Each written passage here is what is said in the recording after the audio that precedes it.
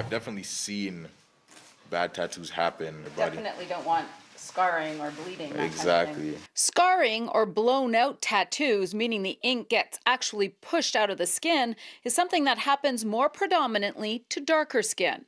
People think that they have to go deeper, and that's not the case. It's more so just saturating, knowing your contrast, knowing when to apply ink, where not to apply ink, giving the skin breaks and stuff like that. Just because we are darker, you want to make sure that the ink is not taking up too much of the space where it's like you can't read the image. When it's not the right application, what results can you see?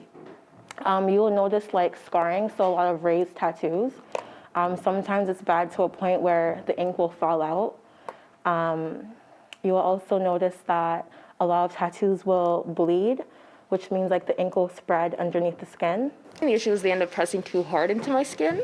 So when the scarring process came, when the healing process came about, the tattoo ended up actually partially falling off, causing it to be causing that scar to be seen. These relatively unknown considerations is what led tattoo artist Amari Townsend to specialize in black skin. Pulling the needle a bit slower allows you to actually saturate your lines and stuff like that a lot more.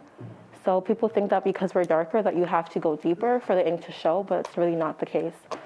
Only 2 years into her tattooing career, she started to learn the art after being unsatisfied by the lack of representation of black artists.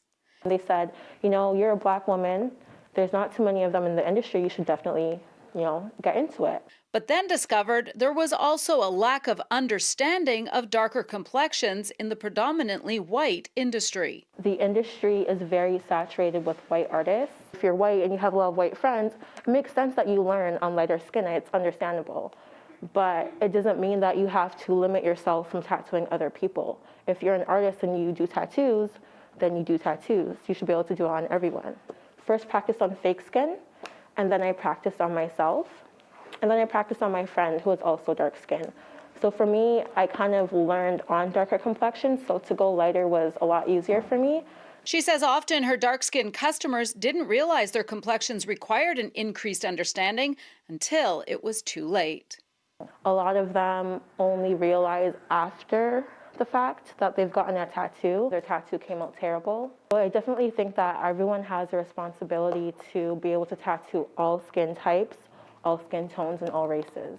At the end of the day, it's art that's going to be on your body for life, right? And of course, she says, always important to shop around for a tattoo artist, ask for references and what their expertise is.